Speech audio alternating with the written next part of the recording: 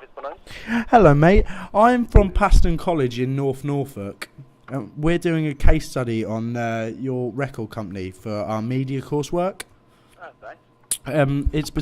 It's about independent record labels and the major corporation record labels. And I was just wondering, would you be able to answer a few of my questions? Yeah, sure thing. Brilliant. What's your opinion on the digitalisation of the music industry? Well, it's something that's inevitable, really. And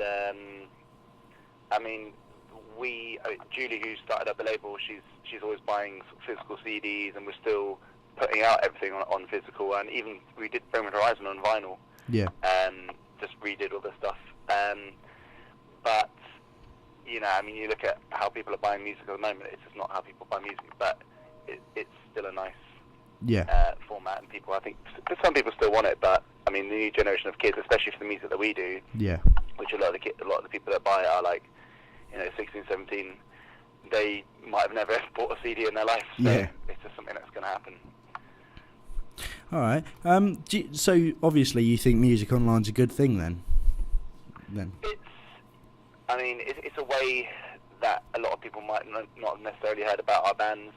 Yeah. I remember when I first heard about Lost Prophets, when I was not even working here, it was through just going and buying their CD, and then inside, I remember actually, it was from a Visible Noise thing. Inside there's a little leaflet for another band, Number One Sun, and so I went and bought their CD instead. But I don't know.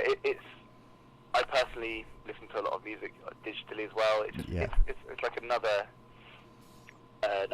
format, really. Yeah. And it's kind of overtaking the CDs. Obviously, it already has. Yeah. So yeah, it's just good or bad. It's going to happen anyway. But yeah, personally, it is a good thing, really. Brilliant. Around piracy issues, how do you think that piracy issues should be combated? Combated. Combated. We try and do as much as possible. We've just got the Mize album out, and we're doing watermarks. Do you know what watermarks are? No, could you explain it, please, mate? Yeah, watermarks are like embedded in the music. There's like a certain code, and so every CD, every promo CD has got a different number to it, and then in the music itself, which I think is called ISRC, there's that number is embedded in. So if it gets leaked online, then we got a digital guy, and then he finds out the number of what's been leaked, and then we can trace it back to the journalist or whatever that we sent it to. So everyone does that. We do it in a kind of medium capacity because it's just the way it is. If an album leaks the week before, week before release, then that's generally like you're doing pretty well. Yeah. It's just inevitable, and you do what you can to try and combat it. Yeah. You do that, and then sometimes the bands go off and say, "Yeah, download our album for free, pirate it, we don't care." Yeah. Which is great. Yeah. But it's if you want to pirate music, then people are going to do it. You can't stop people doing it, and if you tell people not to do it, they're going to do it anyway, even more. Yeah. But really, if you really, really like the band and you really want to support the bands, then you should feel a bit guilty about pirating their music, or not going to see, or at least go see them live, buy their merch. Yeah. But do ever think about the bands, because especially as an independent record label, maybe the massive super bands. Yeah. Of course, we have some big bands on the label, but the super bands, It's a few people pirating their album probably won't do that much. But Yeah. some of the bands that we have on our level, we've got big bands like Bring Horizon, but we've also got small bands like Exit 10, Dead Formats, and bands that are just starting out, who 10 years ago would have made some money from ticket sales, but now they just have to keep their jobs working at bars and things, because they're just not getting any money from the thing. And then through that, they can't necessarily tour as much because they've got jobs. And so how they meant to tour if they've got jobs? But if they're not getting any money, then how are they meant to get money if they don't have jobs? So you've got to sort of damn if you, damn if you don't. But think about the bands is what I'd say, Yeah, definitely. So obviously, what do you think that protecting music ownership and copyright is important? Because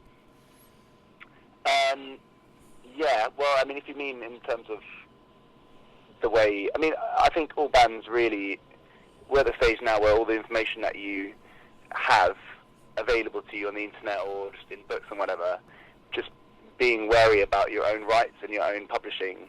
As in, if you're a band and you want to be signed by a label or you want management, you know, you're at that level where you're going to that sort of level, you should really know what publishing is. Yeah. You'd be surprised the amount of bands that don't even know what publishing actually means. Yeah. And so, you know, you'll say to them, "I'll do your own," you know, this new band we're looking at, you know, we said to them quite recently, you know, have you got all your own publishing? And they're like, "Don't know, do we?" And so, really? You want to get signed to a label, you don't even know if you own your own publishing. Yeah.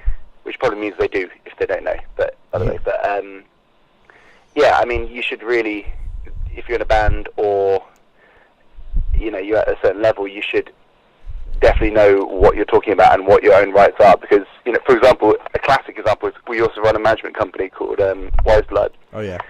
And we manage Exit 10, and they've just been through a massive rigmarole. Not through their own fault actually, but they've been through a massive long thing with their old label, which is like a distribution company called Pinnacle, which just famously went underground and went into liquidation not long after the band actually released their first album. Oh really? So they firstly couldn't even have access. I think it was on iTunes, but minimally. And then once the CDs, whatever, in the shops were sold out, then it was just, you know, shops would sell out their album and then physically not be able to buy anymore. Yeah. Because the distribution company just didn't even exist anymore. And so we've only literally just now been able to, like 8 years later or something, being able to, like, not 8 years, 5 years, 5, 6 years, being able to find the actual person who used to work at the company and know who owns their rights even. So it's been a massive long deal, but we've finally done it. And the band didn't really know how to do that, and so we've obviously helped them do that, and we re-released their debut album. And yeah, you know, that's brilliant. It's 5 years later, so it's a bit kind of... That's brilliant, man.